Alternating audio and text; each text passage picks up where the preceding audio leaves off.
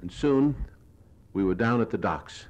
And there we found units of the 101st Airborne Division carrying everything they could carry by hand, boarding landing craft that were so heavily laden they had to be pushed off the docks by trucks, as you see in this manner.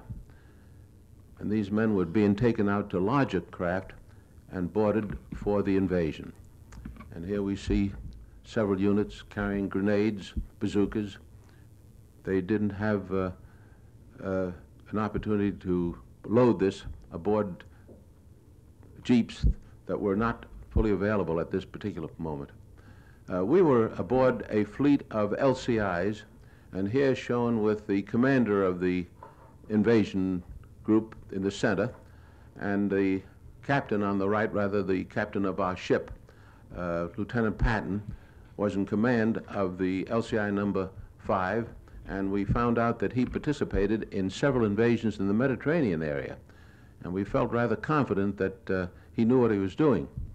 But we stayed aboard this ship for almost 5 days. This is the commander of the squadron. I remember Lieutenant Patton's name well because we were with him for so long. Wes Haynes was trying to get ready for the trip into Paris. I think he was premature. And these are units of the 101st Airborne Division aboard our landing craft, amusing themselves. And I don't have to tell you who this man is imitating. He was a Notre Dame football player at one time, and I was told later on that he was killed in the action. Of course, every ship had a mascot, and ours was no different, but the boys provided for their mascot's welfare with the making of a life preserver, just like the ones that they wore themselves. And then one afternoon, Lieutenant Patton briefed the crew and told them that we would be sailing that afternoon.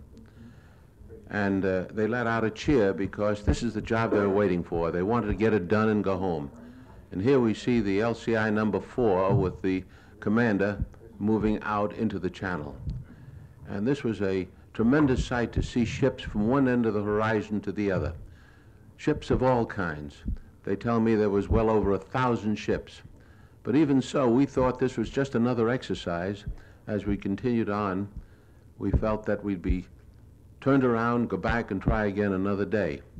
But when we continued on into the night, we knew it was the real thing. At one time, we had a bit of a scare.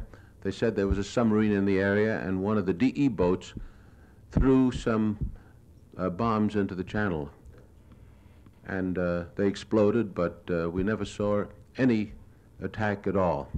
Here are some scenes actually taken close to the beach, where the ships made a right-angle turn and headed for the area where we were to land.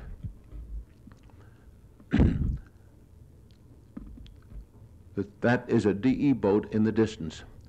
And of course, we were on the alert for any kind of attack, even airplane attacks. Fortunately, our Air Force did their job well, and at no time did I know of a German attack, except after we had landed, 2 planes attempted to strafe the beach, and I happened to be in the area. Now, these are some scenes that I took with my camera that was reduced to 16 millimeter. This particular scene of these men going ashore was taken by an automatic camera aboard a British landing craft, and they were the first men to land. The reason it was taken by an automatic camera was because they wanted to have a record of what happened should the landing fail. At least they might have a record, if they were able to recover the film, of what happened and how to avoid it if they had to try another attack. But here are some scenes landing on the Utah beach, and this is the way we went ashore. This is, again, is at the British beach, but you notice the men didn't dash ashore after being aboard a landing craft for 5 solid days. They just walked slowly and cautiously, fearful of bombs and mines that were sown in the area. You notice they had their rifles wrapped in cellophane. But this is the way we had to go ashore. And I needn't tell you that a lot of the boys didn't make it. Here's one of the famous scenes taken from black and white film of 2 men being shot down right before your eyes. Here is Pete Carroll and Wes Haynes carrying our own equipment, and the ship is grounded on the beach. The section of the beach we were on was being attacked by enemy fire, and in the previous shot you could see a bomb actually land not too far from where we were. There it is again. And the bulldozers were trying to clear roads to let our jeeps and tanks move forward. And even though it was June, the area was quite cold, as it usually is in that part of Normandy.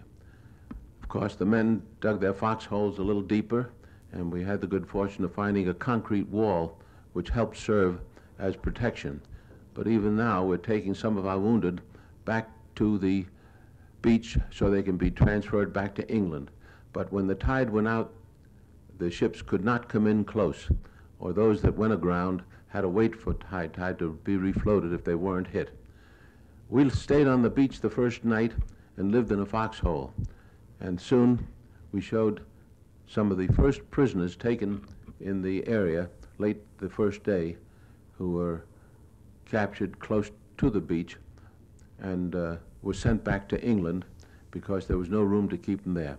This is our first command post, where General Collins on the left is talking to some of his officers, and we were able to get some of the first hot food at this place, and I didn't realize how hungry I was until I saw these pictures.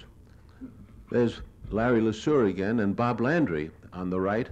Bob Landry was covering the war for Time and Life.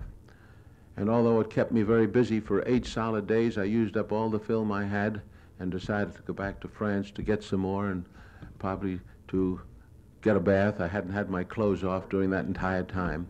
And my landing at England took place at a place near Bournemouth.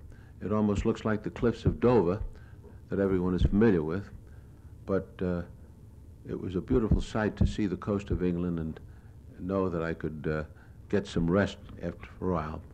But didn't realize it at that time that the buzz bombs would start coming over, and here we see some of them flying over the English coastline.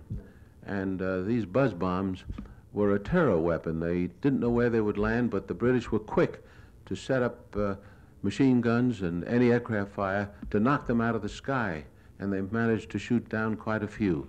They even sent planes up into the sky to knock them out of the air. And of course, sometimes they did get through, and where they fell, they caused considerable damage.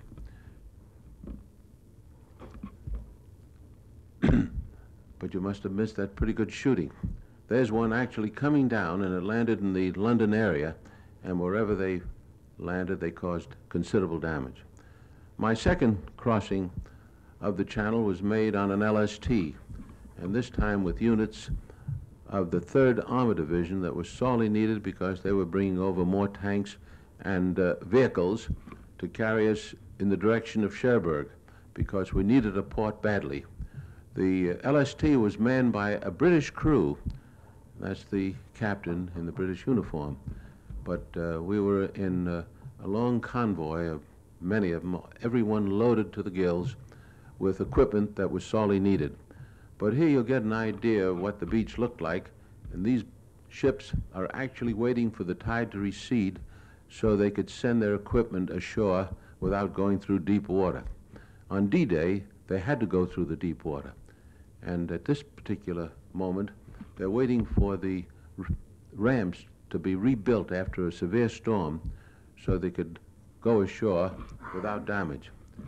Now, you can see the problems they had on D-Day, because when the landing craft hit the sandbars, the men started wading ashore and found deeper water ahead, and those that had their life preservers too low around their waist turned turtle, and many were drowned. But these are units of the 3rd Army heading in, crossing the deep spot just ahead of them, and headed toward Cherbourg itself. This was a remarkable sight, and the ships were lined up as far as the eye could see, bringing supplies ashore. We needed Cherbourg badly because we thought we could use it as a port, but we found that Cherbourg, shown here, was pretty badly destroyed by the Germans themselves. They destroyed the docks, which we thought we could use. And it took them, if I recall, almost 2 months before we could bring a ship in. They set up mines and destroyed the famous Cherbourg docks where the transatlantic liners used to land.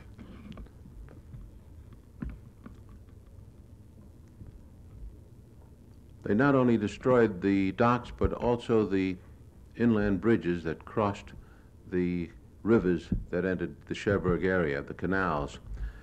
This is one of them was destroyed by the Germans. Soon the French people came back into the city and gave us a warm welcome. And soon we found the prisoners, and I think they took something like 16,000 or 18,000 men out of the Cherbourg area, and they're still holding their personal belongings, marching toward the beaches because they had to be transported to England and some eventually to the States to be held in prisoner of war camps. And even at this time, those that could talk to us or would talk to us said we'd be pushed back into the Channel in less than a week.